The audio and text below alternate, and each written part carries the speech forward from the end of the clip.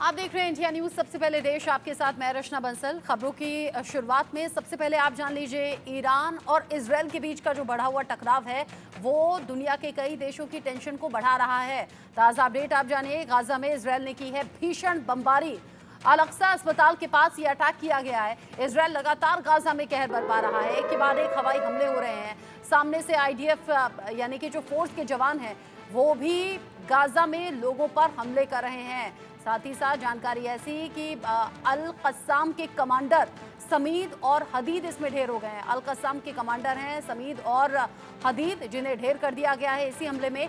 Gaza में Israel ने किया है एक और अटैक। अल अक्सा अस्पताल के पास ये अटैक, हमास के कई कमांडर इसमें ढेर हो गए हैं। हमास का चीफ अभी मारा ही गया है। अल कस्साम के कमांडर समीद और हदीद को इसमें ढेर कर दिया गया। भीषण बमबारी हुई है गाजा में अल अक्सा अस्पताल के पास, ये भीषण बमबारी, और इसमें हमास के कई ऐसे कमांडर हैं जो मारे गए हैं। इससे पहले हमास के चीफ हानिया की मौत के बाद से ही हमास के आतंकी बौखलाए हुए हैं। ईरान हमले की चेतावनी दे चुका है। इजरायल और ईरान में जो टकराव की स्थिति है वो पिछले कुछ दिन में बढ़ी है। गाजा में इजरायल ने की है ये भीषण बमबारी।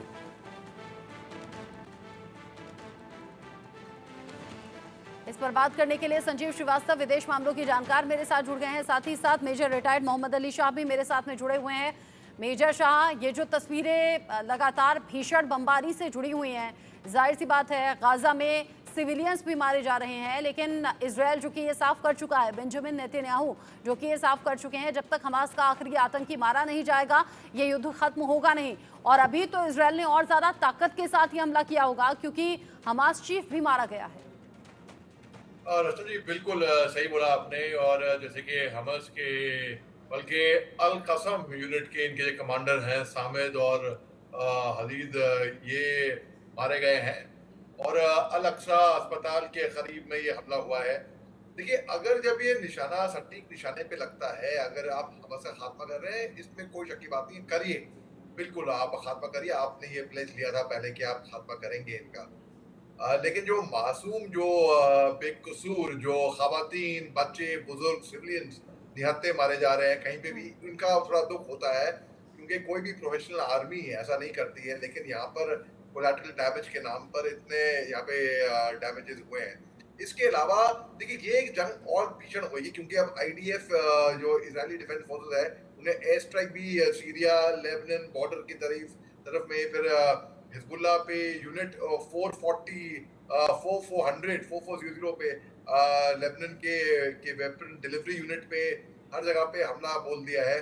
अब ईरान ने भी अपील किया था कि मल्टीफोल्ड वॉरफेयर करें, कि हर तरीके से इजराइल पे हमला करें, यानी कि Houthi, Hezbollah, Hamas, Lebanon, Syria, Iran सब मिलकर एक तरीके से हमला बोले। ये जंग और भीषण होती हुई मैं देख रहा हूँ। अभी सीज फायर के या युद्धबंदी के या कहीं पे भी मैं आसार नहीं देख रहा हूँ। इसराइल के कुछ ऑफिसर गए थे, मिस्र कायरो गए थे, लेकिन कुछ चंद एक घंटों में लौट कर आए। नेतन्याहू ने उनकी इनकॉम्पिटेंसी कहा था कि क्यों बात है भाई, वो जंगबंदी की तरफ को वहां पे बात ठीक से नहीं कर पाए या बढ़ावा दे नहीं पाए इस तरीके से। नेतन्याहू की सरकार को, बल्कि नेतन्याहू को पर्सनली उनकी प्रायोरिटी इस टाइम पे होनी चाहिए कि वो जितने भी बंधक हैं सबको सही सलामत बिना किसी खरोच के वहां पर लेकर आए। लेकिन 10 महीने तो हो चुके हैं, पता नहीं कितने वहां पे बंधक अभी जिंदा भी हैं। जो महिलाएं हैं उनके साथ पता नहीं क्या बदसलूकी हुई होगी। और क्योंकि 10 महीने हो चुके हैं, अब तक पता नहीं क्या क्या हो चुका होगा। ये अगर चाहते, सबसे पहली प्रायोरिटी इनको रखनी चाहिए थी, ये जितने भी बंधक हैं उनको सही सलामत लेकर आए। मैं आपको एक हल्का सा एग्जांपल देके मैं यहाँ पे समाप्त करता हूँ। मैं जब असम राइफल्स में था, हम गए थे दीफू, असम। वहां पर किसी काम से हम गए थे। सबसे बड़ी कामयाबी मेरी ये थी कि वहां पे दीफू में एंटी मलेरिया, सेरेब्रल मलेरिया की मौतें बहुत हो रही थी उस जमाने में, अभी भी होती है। मैं सबको महफूज तरीके से वापस लेकर आया था नागालैंड, कोहिमा। ये सबसे बड़ी कामयाबी थी, एक भी बंदे को खरोच नहीं आई थी वहां पर। तो वैसे ही नेतन्याहू की सबसे बड़ी कामयाबी यहाँ पर ये होती कि अगर बंधक रिहा कर दिए गए होते, और अगर कोलैटरल डैमेज, मैं मानता हूँ होते हैं, कोलैटरल डैमेज बहुत कम होता है, लेकिन इतना नहीं होता कि जितनी हमास की नफरी है, उतने ही आप मासूमों को तकरीबन उतने ही मासूमों को का आप खात्मा कर दें। मासूमों का खात्मा कहीं पे भी हो, भला ही रूस यूक्रेन में हो, भला ही इसराइल में हो, भला ही गाजा पट्टी में हो, भला ही दुनिया के किसी भी कोने में हो। अब जानवर भी अगर बेकसूर जानवर हाँ, बेजुबान जानवर भी उनको भी कुछ हो जाता है, हमको इंसानियत के तौर पे लेकिन फिर दुख तो दुनिया होता के है। अलग-अलग देश इस पर अलग-अलग टिप्पणी करते हैं और फिर सवाल हम भी करते हैं एक आम इंसान की तरह कि गाजा में जो कुछ हो रहा है उसकी रोकथाम होगी कैसे। संजीव श्रीवास्तव जी, जिस तरीके से अभी हमास के चीफ को मारा गया, मौत हुई है, इजरायल का हाथ सामने आ रहा है। इजरायल ने पहले की तरह ही इससे इनकार कर दिया है कि नहीं, उसके पीछे इजरायल का कोई हाथ नहीं है। लेकिन इसमें कोई दो राय नहीं है कि ईरान और इजरायल में टकराव इस मौत के बाद और ज्यादा बढ़ गया है। अब प्रॉक्सी देशों को अलग अलग तरीके से इस्तेमाल करने की तैयारी ईरान की है। ईरान कह रहा है हम मिसाइल ऐसे बनाते हैं जैसे मानो सिगरेट बना रहे हो। इधर इजरायल भी पूरी तैयारी में है। बेंजामिन नेतन्याहू कह रहे हैं जो चाहे वो कर लो। अब देखिए गाजा में ये जो ताज़ा हमला हुआ है, बड़ा अटैक, और हमास के आतंकियों को, हमास के कमांडर्स को मारने का दावा है, लेकिन असल सच्चाई तो ये भी है कि सिविलियंस भी तो मारे जा रहे हैं। जी जी, देखिए गाजा में बड़ी ह्यूमैनिटेरियन क्राइसिस है और इसमें कोई दो राय नहीं है कि बड़ी संख्या में जो निर्दोष लोग हैं और उसमें ज़्यादातर महिलाएं और बच्चे हैं, वो इस पूरे 10 महीने के युद्ध में मारे गए हैं। कोलेट्रल डैमेजेस बहुत ही बड़ी संख्या में हुए हैं। लगभग 40,000 की संख्या में जो सिविलियंस हैं उनकी मृत्यु हुई है और जो कि बेहद दुखद है। अभी भी चाहे वो हॉस्पिटल्स हों, चाहे वो स्कूल्स हों, जाहिर है कि ऐसे वल्नरेबल पॉइंट्स पर हमला बोलना जाहिर है कि निर्दोष लोगों की जानें बड़ी संख्या में लेता है और ज़्यादातर उसमें महिलाएं और बच्चे जो अभी तक कैजुअलिटीज हुई हैं उसमें शामिल होते हैं। तो ये बेहद दुखद है। लेकिन जहाँ तक इसराइल के ऑपरेशंस का प्रश्न है, इसराइल जाहिर है कि हमास के खात्मे के लिए वो संकल्पबद्ध है और अब उसने हमास के चीफ को भी एलिमिनेट कर दिया है। हालांकि इसराइल ने इसकी जिम्मेदारी नहीं ली है, लेकिन ये बिल्कुल स्पष्ट है कि हमास के जो अस्तित्व को ही समाप्त करने के लिए नेतन्याहू ने संकल्प कर लिया है और उसका आधार पर वो बड़ी कार्रवाइयां कर रहे हैं। लेकिन वर्तमान समय की अगर स्थिति की बात करें तो स्थिति काफी तनावपूर्ण है और ये इस बात की संभावना दिखाई देती है, प्रबल संभावना दिखाई देती है कि आने वाले दिनों में ईरान और उसके प्रॉक्सीज के माध्यम से किसी भी तरीके की कार्रवाई इसराइल के विरुद्ध की जा सकती है। और इसराइल जाहिर है कि वर्तमान समय में चाहे वो गाजा हो, चाहे वो नॉर्दर्न इसराइल और सदर्न लेबनान के इलाके हों, वहाँ पर इसराइल जो ये कार्रवाइयाँ कर रहा है उसके माध्यम से वो चेतावनी भी देना चाहता है ईरान को, ईरान के जो प्रॉक्सीज, विशेष रूप से हिजबुल्लाह को, कि यदि उन्होंने किसी भी तरीके का हमला इसराइल के ऊपर करने की कोशिश की तो वो बड़ी कार्रवाई, इसराइल बड़ी से बड़ी कार्रवाई कर सकता है। तो ये जो गाजा में जो इसराइल का ये अटैक है या लेबनान में जो ऑपरेशंस हैं, उसके माध्यम से इसराइल एक प्रीएम्प्टिव वार्निंग जिसको बोलते हैं उसको देना चाहता है कि यदि आपने किसी तरीके की बड़ी साजिश को के बारे में कदम बढ़ाए तो उसके अंजाम बहुत बुरे होंगे। और मेरा ऐसा मानना है कि यदि हिजबुल्लाह ने या ईरान ने कोई डायरेक्ट हमला इसराइल के ऊपर किया, कोई बड़ा हमला किया, तो आप एक नया युद्ध वहां पर छिड़ता हुआ देखेंगे इसराइल और हिजबुल्लाह के बीच में। और ये पिछले दिनों तो संजीव जी हम देख भी रहे हैं, ये पिछले दिनों हम देख रहे हैं ईरान इजरायल पर, इजरायल ईरान पर एक के बाद एक अटैक कर ही रहा है। हालांकि इजरायल उसमें ये दावा करता है कि कोई नुकसान उसका अब तक हुआ नहीं है। आईडीएफ का पूरा हेडक्वार्टर तबाह हो गया, नस्तानाबूद हो गया, बावजूद उसके इजरायल ने कहा कि कोई बड़ा नुकसान ये नहीं है। इन सबके बीच में सीरिया लेबनान सीमा पर आईडीएफ ने की है एयर स्ट्राइक। हिजबुल्लाह की यूनिट 4400 पर हमला किया गया है। लेबनान वेपन पहुंचाने वाली ये यूनिट है, ऐसे में इस पर अटैक कर दिया गया इजरायल की तरफ से। यानी कि ये जो अभी विध्वंसक स्थिति है ये और ज़्यादा बढ़ती हुई चली जा रही है। यहाँ पर लेबनान वेपन पहुंचाने वाली यूनिट पर अटैक किया गया है। सीरिया लेबनान सीमा पर आईडीएफ ने की है एयर स्ट्राइक, यानी कि यहाँ से ललकारा गया मेजर शाह और वहां से जवाब दे दिया गया। ईरान अभी तक कह ही रहा था कि हमला करेंगे, ताकत के साथ करेंगे, बर्बाद कर देंगे, मिसाइलें हम ऐसे बनाते हैं, रॉकेट हम ऐसे बनाते हैं जैसे सिगरेट बनाते हो। लेकिन उधर से इजरायल ने जवाब दे दिया कि हम किसी से कम नहीं।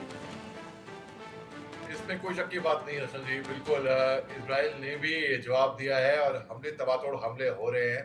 और यहीं पे अगर एक तरफ देखा जाए तो अमेरिका ने भी हूथियों का एक मिसाइल से को गिराया है, क्योंकि हूथी जो है वो लाल समुद्र में वो जितने भी विदेशी जहाज हैं हम्म। उनके लिए, समुद्री जहाज उनके लिए नाक में दम कर रहे थे।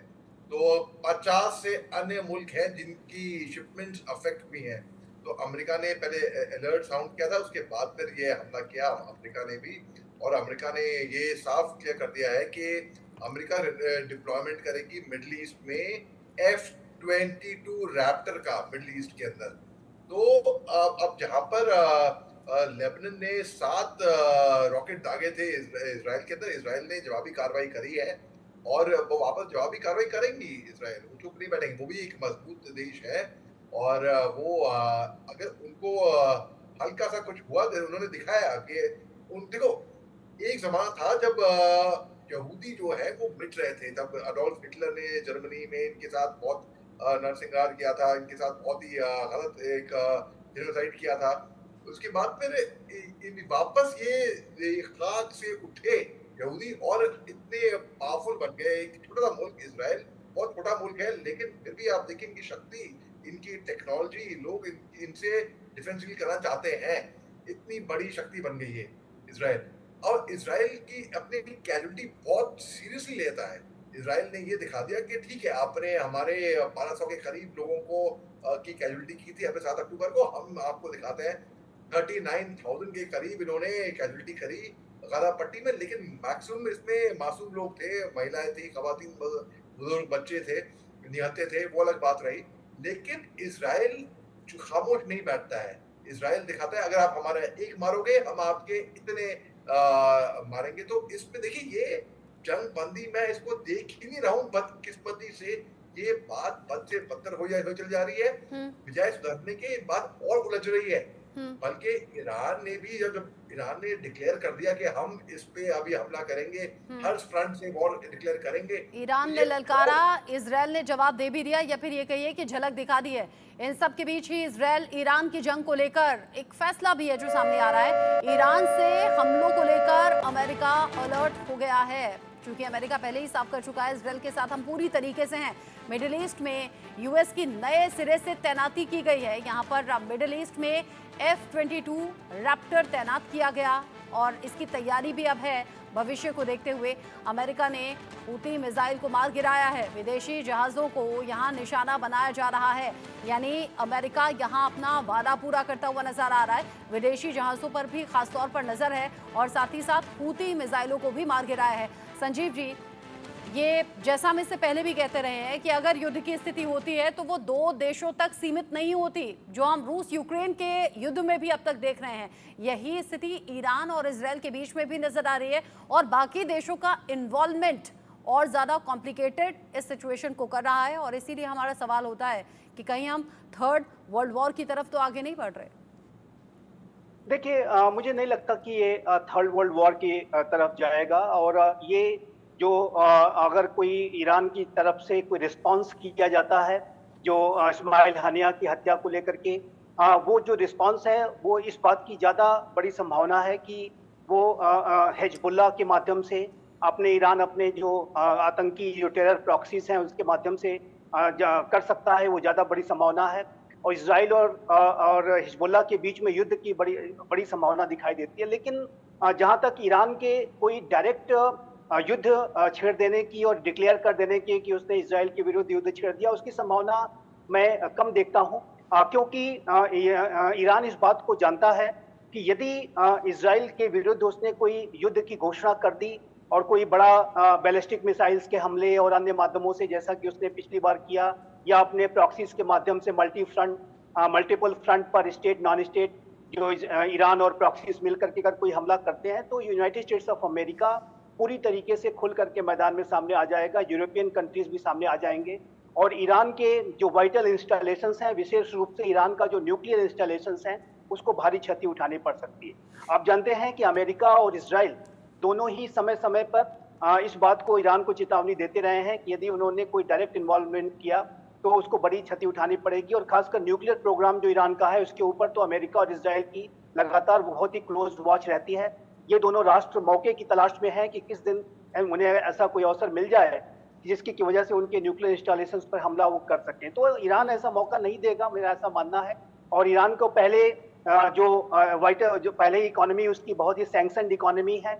ईरान चारों तरफ से आर्थिक रूप से काफी उसके ऊपर बड़े प्रतिबंध पहले से वो झेल रहा है। तो ऐसे में अगर कोई युद्ध छिड़ता है तो और भी सीवियर इकोनॉमिक सैंक्शंस लग जाएंगे ईरान के ऊपर। ईरान को बहुत ही इसकी भारी कीमत चुकानी पड़ सकती है। तो ईरान ऐसा युद्ध अफोर्ड नहीं कर सकता। जहां तक रशिया और चाइना की बात है, तो रशिया और चाइना ने एक बयान वगैरह अवश्य दिए हैं, कुछ वेपन्स वगैरह ट्रांसफर करने की बात भी सामने आ रही है। लेकिन मुझे नहीं लगता कि ये जो दोनों राष्ट्र हैं वो ईरान के साथ मिलिटरली खुल करके सामने आएंगे, क्योंकि ये दोनों राष्ट्र जानते हैं कि यदि उन्होंने ऐसा किया तो ये तीसरा विश्व युद्ध छिड़ जाएगा। तीसरे विश्व युद्ध के बारे में एक बात मैं अवश्य कहूंगा, तीसरा विश्व युद्ध अफोर्डेबल नहीं है। तीसरे विश्व युद्ध की संभावना बहुत कम है, क्योंकि आज सभी महाशक्तियों के पास न्यूक्लियर वेपन्स है। 1945 और 2024 में अंतर यह है कि 1945 में सिर्फ अमेरिका के पास ही न्यूक्लियर वेपन्स थे, और आज सभी महाशक्तियों के पास न्यूक्लियर वेपन्स हैं। उनको डिलीवरी करने के सिस्टम्स हैं, सेकेंड स्ट्राइक कैपेबिलिटीज हैं, ट्रायड का सिस्टम सभी महाशक्तियों के पास है। तो ऐसे में जो अगर कोई तीसरा विश्व छिड़ता है, विश्व युद्ध छिड़ता है, तो वो एक न्यूक्लियर वॉर में बदल जाएगा, और जो कि जिसे हम कहते हैं म्यूचुअली एश्योर्ड डिस्ट्रक्शन, यानी मैड की सिचुएशन पैदा करेगा, जो कि जिसमें कि कोई विश्व का नेता नहीं जाना चाहेगा, क्योंकि ये सर्वनाशी युद्ध होगा। यदि तीसरा विश्व युद्ध छिड़ता है तो ये सर्वनाश पैदा करेगा, सभी का विनाश कर देगा, और जो कि कोई नहीं करना चाहेगा। और इसी वजह से आप देखिए, तो मैं यहाँ पे एक दृष्टांत देना चाहूंगा कि रशिया यूक्रेन का युद्ध पिछले 2.5 वर्षों से चल रहा है, लेकिन अभी तक आज तक न तो रशिया ने नेटो की टेरिटरी में कोई गोली या कोई मिसाइल चलाई है, नेटो और अमेरिका ने रशिया की टेरिटरी में कोई डायरेक्ट गोली या मिसाइल चलाई है। क्योंकि जिस दिन यूनाइटेड स्टेट्स ऑफ अमेरिका और रशिया के जो सोल्जर्स हैं वो एक दूसरे को शूट करना शुरू कर दें, तो आप समझ लीजिए उसी दिन तृतीय विश्व युद्ध शुरू हो गया, जो कि वो नहीं करना चाहेंगे, उन्होंने नहीं किया है। लेकिन संजीव जी, असल मायने में सच्चाई ये भी है कि चाहता तो युद्ध कोई नहीं है, लेकिन जो हालात अभी के बनते हुए नजर आ रहे हैं उसमें ना चाहते हुए भी युद्ध में कूदते हुए ये दोनों देश डायरेक्टली इनडायरेक्टली हर तरीके से नजर फिलहाल आ रहे हैं, जो दुनिया के लिहाज से ठीक नहीं है। इसीलिए विश्व के कई देश चिंतित हैं, और इसीलिए सवाल हमने पूछा कि क्या ये विश्व युद्ध की आहट है। संजीव जी, मेजर शाह, बहुत शुक्रिया आप दोनों का मेरे साथ में जुड़ने के लिए, इस डिस्कशन में साथ में रहने के लिए। एक तरफ तो चिंता ईरान और इजरायल में बढ़ते हुए टकराव को